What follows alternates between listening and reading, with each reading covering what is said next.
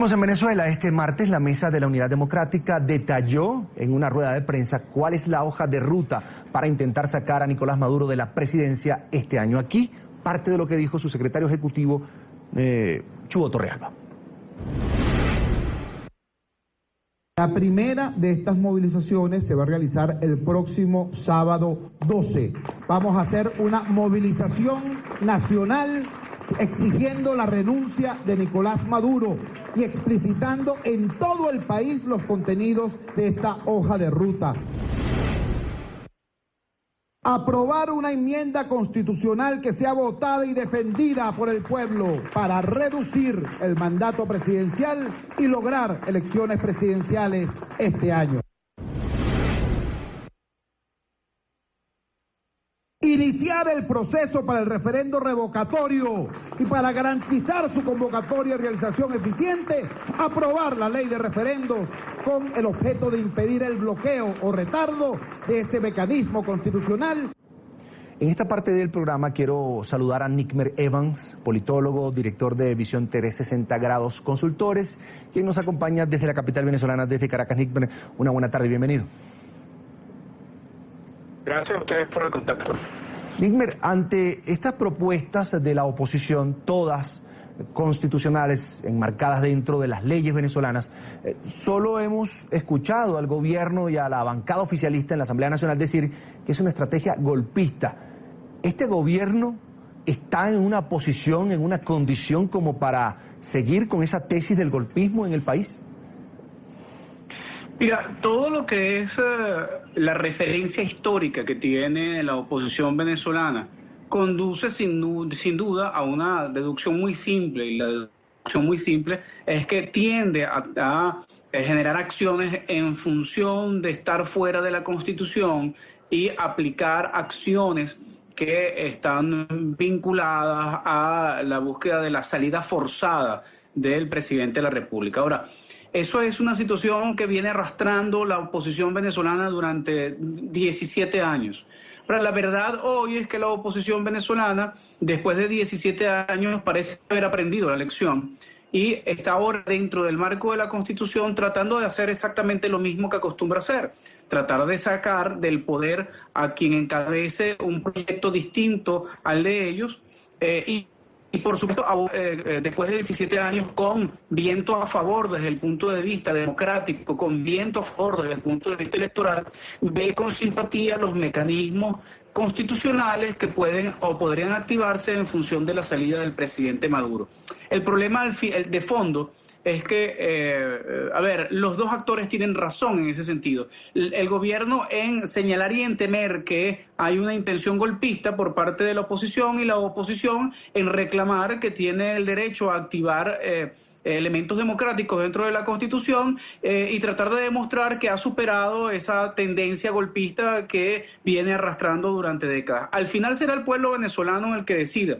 Y yo creo en verdad que al final no solamente va a ser el gobierno tratando de defenderse o la oposición tratando de cambiar al gobierno.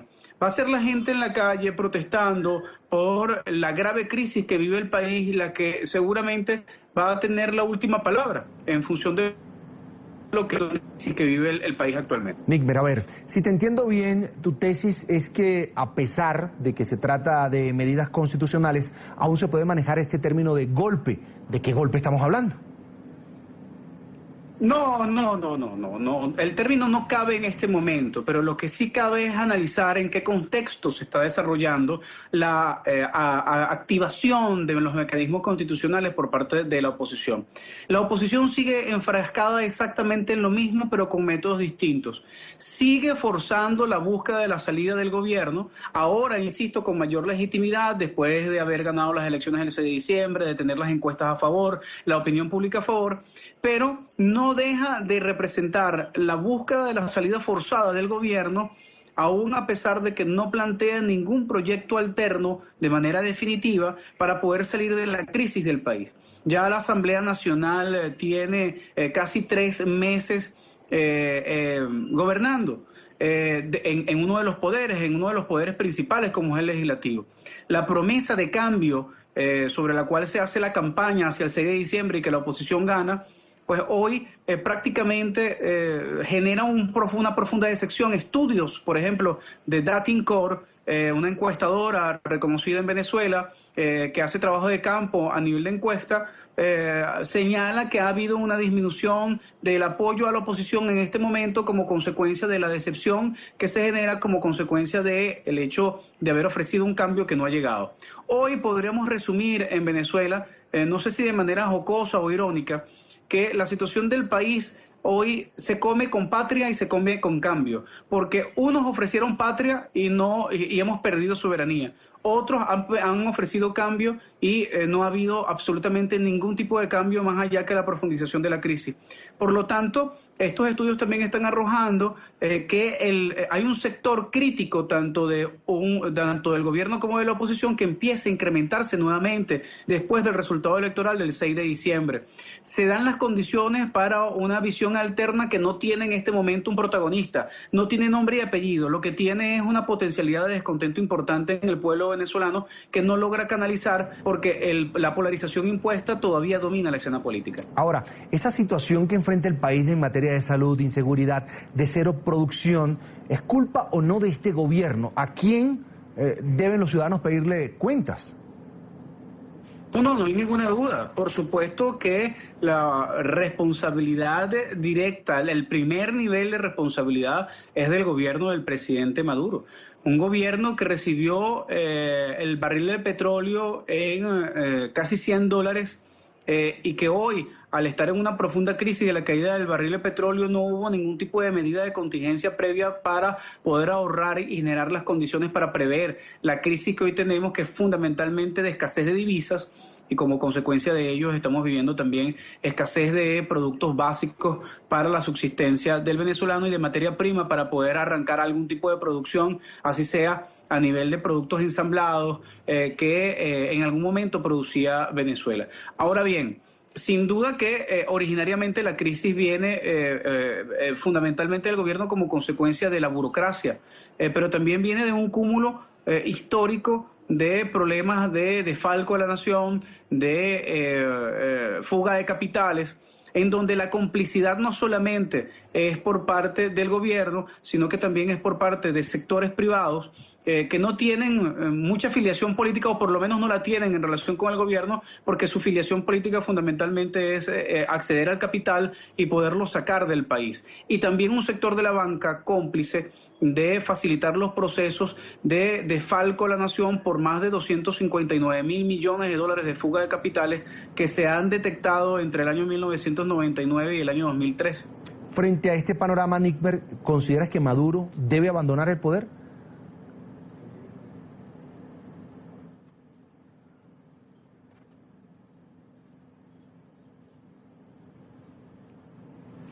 Fíjate, nosotros hemos analizado un poco cuáles son las opciones reales del gobierno en este momento para poder desanudar el problema de la crisis del país.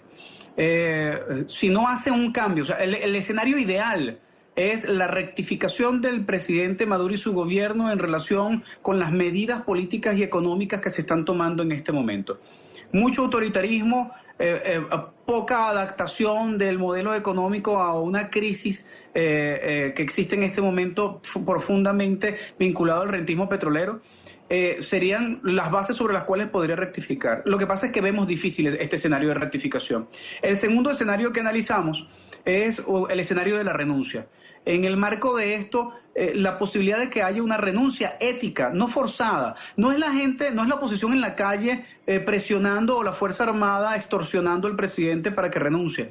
Es una renuncia consciente después del cumplimiento de la mitad del periodo que garantice que el vicepresidente pueda asumir la finalización del gobierno y sobre esto generar una rearticulación de fuerzas políticas con una estabilidad institucional. Sería, sin duda alguna, el segundo escenario favorable. Ahora, también lo vemos inviable, producto de todo el pronunciamiento que ha hecho el presidente Maduro en relación con esa ausencia de criterio ético para darse cuenta del desmadre, de la crisis sobre la cual ha montado a Venezuela en estos últimos 3 años. La no aceptación de la responsabilidad es algo bastante grave y que dificulta la posibilidad de la superación del problema. Y un tercer escenario, sin duda alguna, que es el escenario democrático, que es el escenario que está totalmente determinado por las mayorías, es el hecho de que se haga un referéndum revocatorio y que el pueblo definitivamente decida si mantener o no al presidente Maduro en el gobierno. Todo lo demás son atajos que la misma oposición ha tratado de colocar en la agenda, incluso hasta para distraer lo que realmente puede ser una ruta bastante clara, que por cierto ha sido definida por la oposición también como una ruta, pero que lo que termina siendo es un gran laberinto, porque no tiene opciones definidas realmente en relación a lo que puede ser la salida de la crisis, porque además también tenemos que estar conscientes de algo. La renuncia o la destitución del presidente Maduro no resuelve el problema de la crisis del país de un día para otro, pero sin duda alguna es el primer paso hacia la posibilidad de destrancar en función de profundizar el proceso de democratización, siempre y cuando se reconozca como actor primerísimo y fundamental el hecho de que hay un sector chavista que no está con el gobierno, pero que está dispuesto también a ser parte de la transformación del país para poder superar la crisis. Tengo una consulta más. ¿Cómo lees tú ese comportamiento reaccionario del Tribunal Supremo de Justicia, que actúa como un partido político más frente a una asamblea opositora, pero escogida por todos los venezolanos? Te lo pongo de la siguiente manera.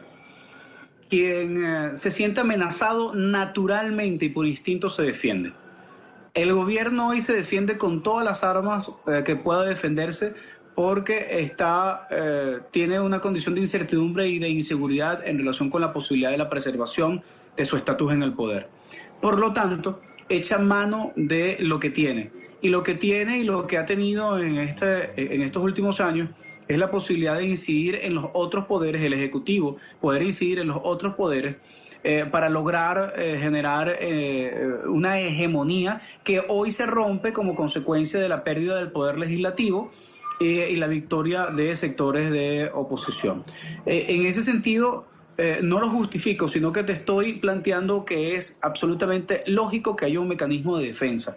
Lo lamentable es que el mecanismo de defensa del gobierno no sea la búsqueda de la legitimación o relegitimación con el pueblo, que no sea el hecho de poder generar una rectificación en función de prever y de persuadir a las mayorías del pueblo venezolano de que es mejor mantener el gobierno del presidente Maduro que cambiarlo.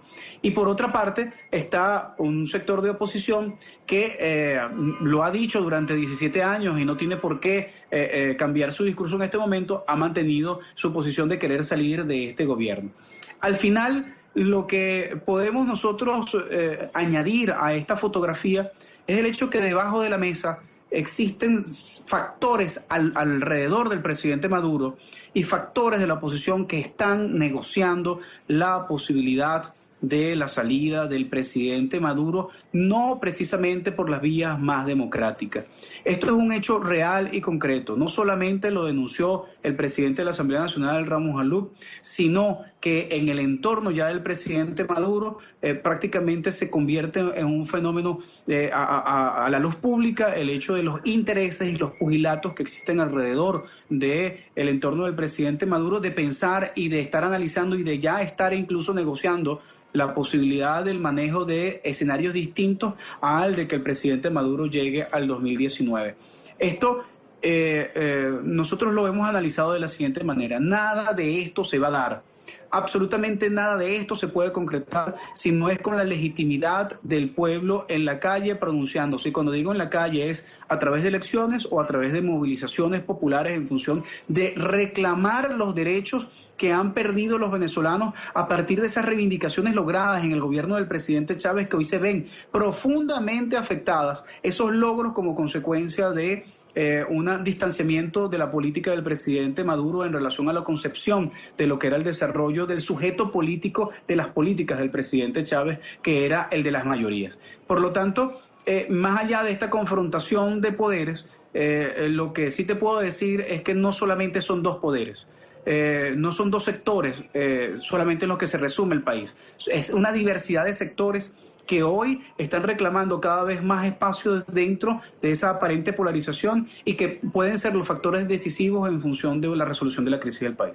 En pantalla, Nickmer Evans, politólogo y director de Visor 360 Grados Consultores. Como siempre, un placer haberte tenido aquí en el programa.